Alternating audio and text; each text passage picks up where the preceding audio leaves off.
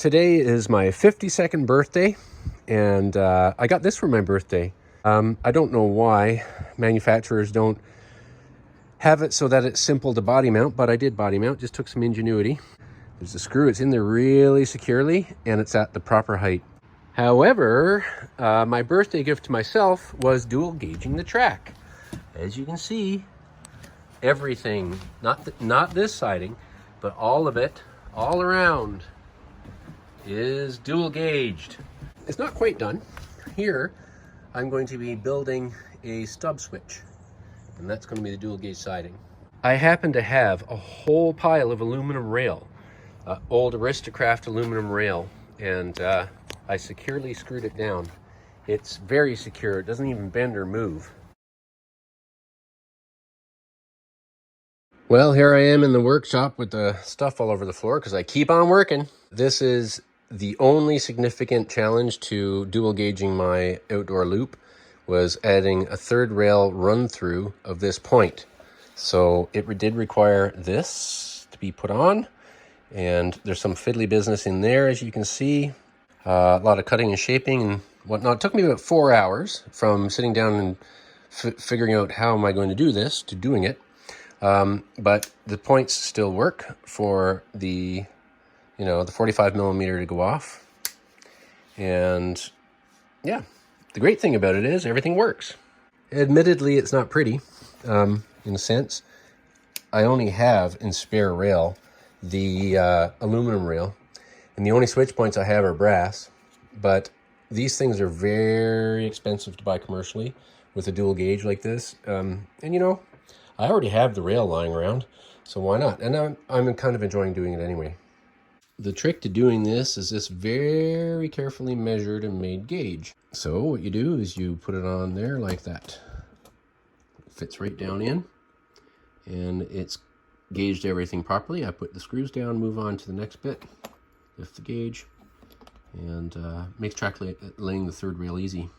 I had started out using different screws, but then came to discover these soffit screws, and they have an almost baked on sort of enamel paint, so you don't see them in the track. This engine can stretch its legs here a bit. Now it's going down the little incline on the deck. It's gonna go, whoops, it's gonna go through the switch point, and you'll see it slow down a bit because it's going up the incline on the deck.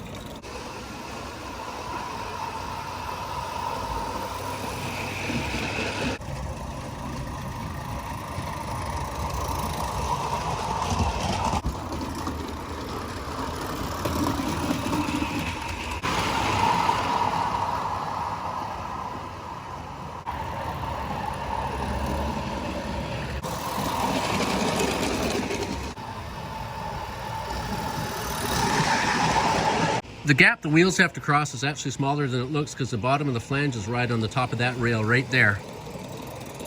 I'm out of fuel. At that moment, I'm out of fuel. Wow.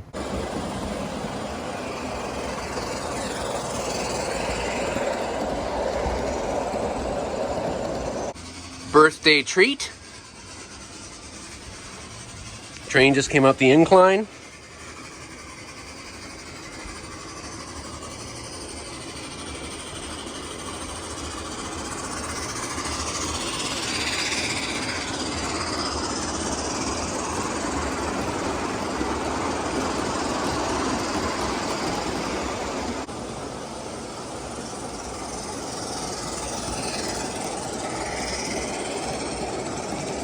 Alrighty, I'm gonna back up into the siding.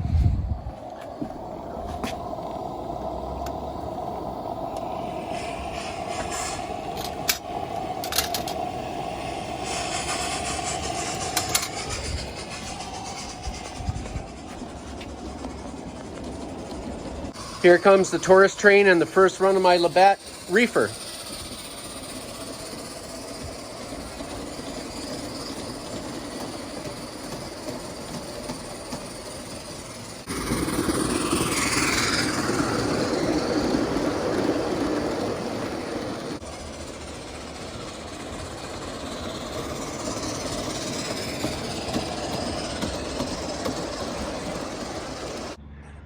Well, it's time for my birthday supper.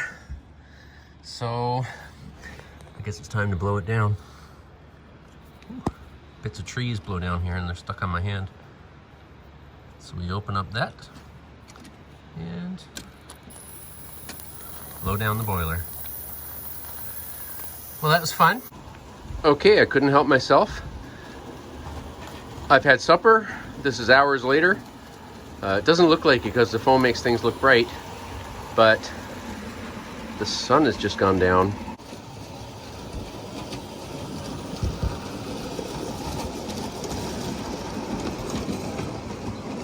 It's beautiful here on my 52nd birthday, largely because of this.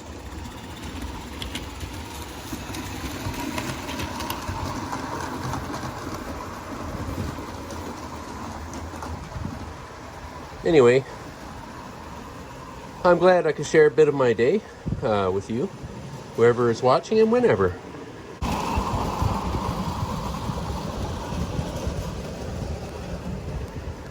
Can't wait till later this summer we remove these rails, refurbish the deck, and I build my elevated track. This will be the track plan. This piece, this piece right here will be coming out so that the door will open. I'll make it into a bridge and it'll just drop in. Here's where my two Accucraft locomotives meet.